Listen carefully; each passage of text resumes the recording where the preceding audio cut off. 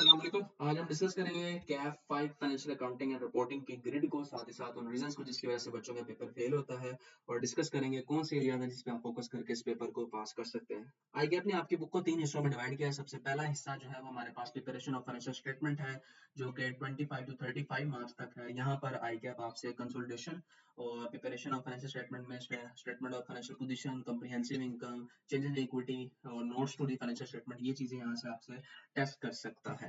Favourite area उसका consolidation रहा है और notes to the financial statement रहा है प्रीवियस कुछ अटेम्प्ट से, और इन चीजों को टेस्ट कर रहा है। और एक अटेम्प्ट के अंदर जो है वो आपसे एसओएफपी के हवाले से कंसोलिडेशन पूछ लेता है, और एक अटेम्प्ट में आपसे जो है वो एसओसीआई के हवाले से कंसोलिडेशन पूछ लेता है।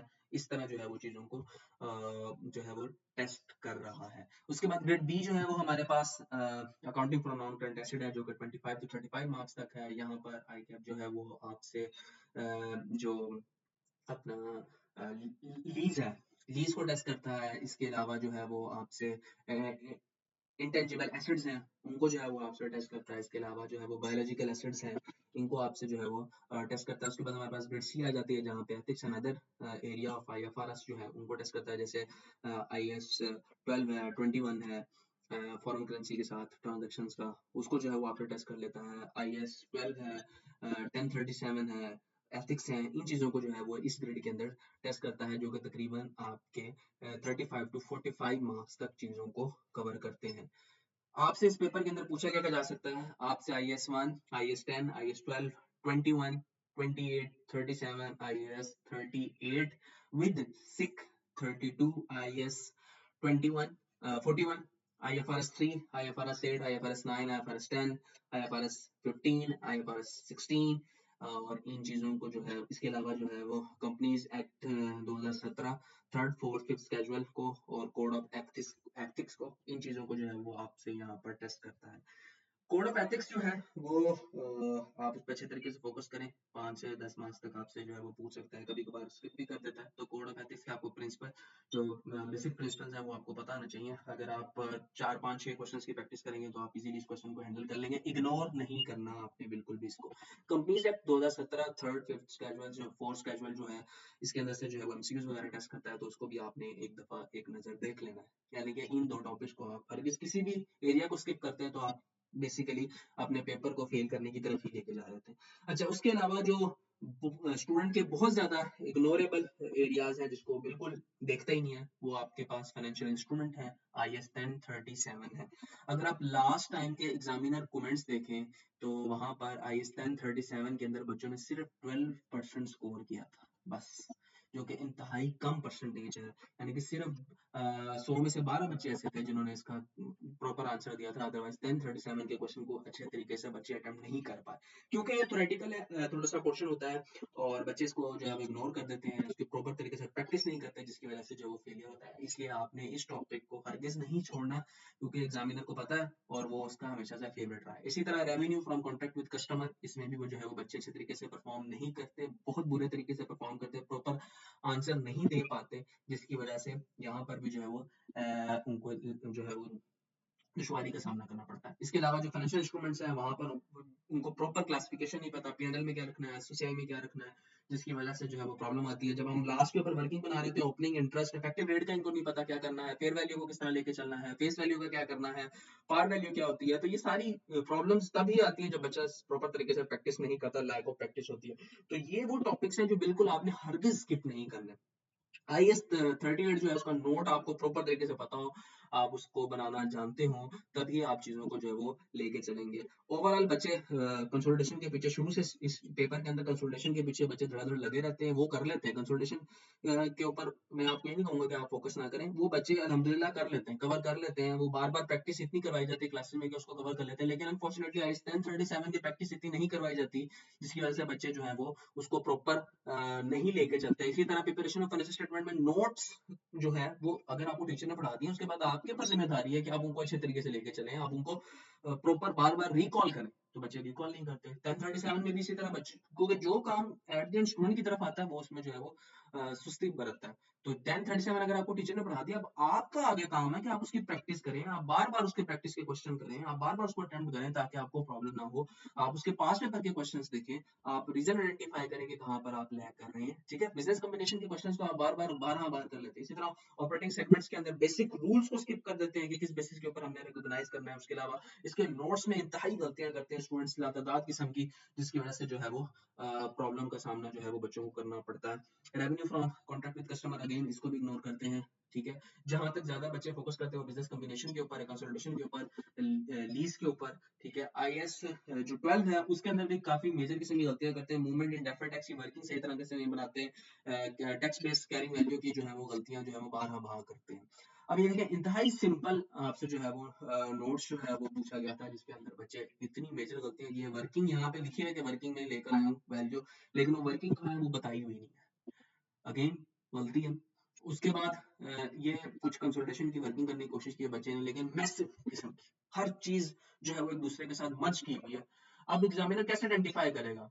पेज बचाने से कोई फायदा नहीं होगा। आपको एक्स्ट्रा शीट दी जाएगी, आप उसको प्रॉपर तरीके से आप उसको डिफाइन करें। वर्किंग वन है, ये खत्म हुई, इसके बाद वर्किंग टू शुरू हुई, ये खत्म हुई, उसके बाद वर्किंग थ्री शुरू हुई। ये जो है वो मैं यहाँ के ऊपर जो है वो एंड कर रहा हूँ। अब ये इंतहाई बेसिक चीज है जो कि आपको FR1 के अंदर ही बताई जाती है कि date, debit, credit, rupees in thousand, rupees in million last में लिखना है। अब आपकी एंट्री में क्या हो रहा है कि पहले आप डिस्क्रिप्शन लिख रहे हैं, डिस्क्रिप्शन के बाद आपके डेबिट क्रेडिट जो है वो मर्ज हो रहा है, अजीब लाइनिंग में चल रहा है। ये आपका डेबिट आ रहा है, फिर ये आपका क्रेडिट आ रहा है, फिर ये डेबिट आ रहा है, फिर ये क्रेडिट आ रहा है, फिर क्रेडिट के नीचे आपका डेबिट आ रहा है। मतलब बहुत ही इंतहाई नॉन सीरियस एटीट्यूड के साथ जो है वो इस टेस्ट को अटेम्प्ट किया गया था। इसके अलावा मैंने तमाम रीजंस प्रीवियस भी वीडियोस के अंदर डिस्कस की हुई हैं, वो कंप्लीट एक वीडियो भी बनाई थी बच्चों के टेस्ट सेशन के स्क्रीनशॉट लेके कि कौन कौन सी रीजन है, कहाँ कहाँ पे वो लैग करते हैं, किस वजह से वो जो है वो पेपर फेल करते हैं। क्लियर कट आई आपकी रिक्वायरमेंट है कि आपने हर क्वेश्चन का हर पार्ट नए पेज से करना है। हम जो आपको साइड के ऊपर हाशिया दी जाएगी, मार्जिन दी जाएगी, उससे आपने बाहर नहीं लिखना। तो ये क्लियर रिक्वायरमेंट है जिसको बच्चे जो है वो इग्नोर करते हैं, ठीक है। अगेन हर क्वेश्चन का हर पार्ट नए पेज से जो है वो करना है। यहाँ पर अब इतना अच्छा इस क्वेश्चन को अटेम्प्ट किया, लेकिन ऊपर फिर date, description, debit, credit, rupees in thousand, rupees in million जो है वो अगेन बच्चे ने जो है वो यहाँ पर नहीं लिखा हुआ, उसको प्रॉपर तरीके से यहाँ पे इनकॉर्पोरेट नहीं किया हुआ। थोड़ी सी अगर लास्ट अटेम्प्ट्स के जो है वो अगर हम देखें तो ये देखें, यहाँ पर जनरल एंट्रीज का क्वेश्चन है। प्रॉपर तरीके से डिस्क्रिप्शन लिखी गई है, debit, credit, rupees in thousand, rupees in million लिखा गया है, ये आप लाजमी लिखें, ठीक है। अब अगर आप देखें तो डेबिट के कॉलम में प्रॉपर डेबिट की वर्किंग चल रही है, क्रेडिट के कॉलम में प्रॉपर क्रेडिट की चल रही है, और उसको प्रॉपर तरीके से जो है वो वहां पर इनकॉर्पोरेट किया गया। तो लाजमी जो है वो इस चीज को आप इनकॉर्पोरेट करें, हरगिज जो है उसको स्किप ना करें।